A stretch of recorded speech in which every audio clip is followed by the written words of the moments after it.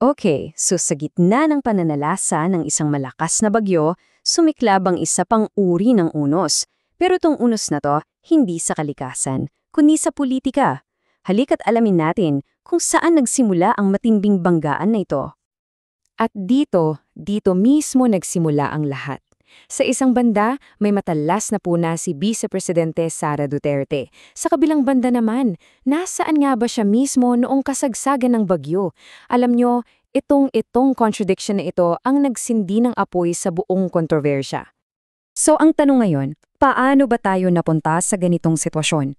Ano ba talaga ang mga pangyayari na nagdala sa atin dito? Yan ang aalamin natin ngayon. Okay, simulan natin sa umpisa. Unang bahagi, yung tinatawag na party sa palasyo. Dito natin sisimulan himayin yung ugat ng issue. So ano ba talaga yung pinag-uusapan? Hindi pala to isang simpleng party. Sa totoo lang, dalawang opisyal na event to sa Malacanang, isang book launch tapos isang concert. At oo, nandun si First Lady Liza Araneta Marcos. Ang timing, saktong-sakto pagkatapos ng manalasa ng Bagyong Tino. At dyan na nga pumasok si Vice Presidente Duterte. Ito yung eksaktong sinabi niya. Isang diretsahang tanong yan sa kung ano ba dapat ang priority ng gobyerno habang may krisis. Pero syempre hindi nagpatalo ang palasyo. Ang sagot nila matalim din.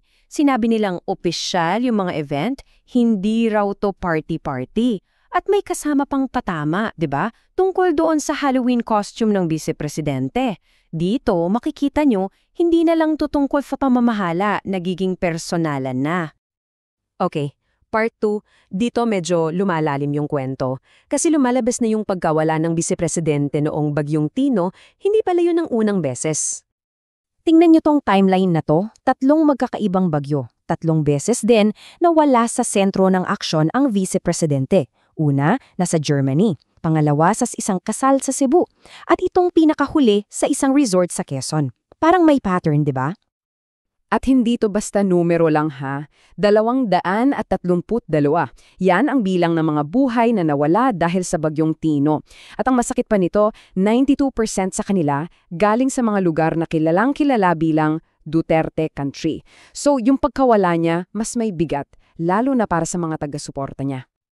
Okay. So para mas maintindihan natin yung buong issue, kailangan nating pag-usapan yung pagkakaiba ng tungkulin at impluwensa. Third part na tayo. Napaka-importante nito, yung tinatawag na tungkuling konstitusyonal. Ano ba yan? Well, hindi lang yan basta dapat gawin. Ito ay isang legal na obligasyon. Nakasulat sa batas, may pananagutan ka sa taong bayan. Itong table na to sobrang linaw. Kitang-kita yung pagkakaiba. Si Vice Presidente, inihalal yan ng buong bansa. May legal na tungkulin. Si First Lady naman, yung role niya, mas seremonyal, pero walang legal na mandato. Bakit importante to? Kasi dito papasok yung usapan ng accountability. At kung akala niyong tapos na, meron pa. Fourth part, may subplot pa pala ng korupsyon. Kasi etong bangayan nila, hindi lang pala tungkol sa bagyo. May mas malalim pa palang pinag-ugatan. Ang kwento, si Vice Presidente daw mismo ang nagsabi sa Pangulo tungkol sa mga umanong anomalya sa budget. Ang naging sagot naman ng Presidente, gumawa siya ng isang komisyon, yung ICI, para investigahan yan. At dyan, nagbukas ang panibagong chapter ng away nila. So dito na talaga nagkagulo. Kasi yung investigation ng ICI, tinawag ni VP na narrative control. Tapos yung mga alegasyon naman laban sa kanya, tulad ng misuse of funds, ang tawag niya, political attacks. Pansinin niyo yung pagkakaiba, no? Sa palasyo, gusto niya ng sagot agad-agad. Pero sa mga issue laban sa kanya, sabi niya sa tamang forum na lang daw sasagot. So lahat ng itong buong gulo na to, bumabalik lang sa isang napaka-importanting tanong. Isang tanong tungkol sa pananagutan. At eto na yung buod ng lahat. Sa isang side, si First Lady, pinapasagot agad para sa pagdalo sa mga cultural events. Pero sa kabilang side, si Vice Presidente yung mga tanong tungkol sa bilyon-bilyong pondo sa tamang forum na lang daw. Yan ang sentro ng debate. Kaya iiwan namin kayo sa tanong na ito. Sa panahon ng krisis, pag ang bayan ay nangangailangan ng liderato at kasagutan, sino ba talaga ang dapat sumagot? Sino ang may totoong pananagutan sa atin?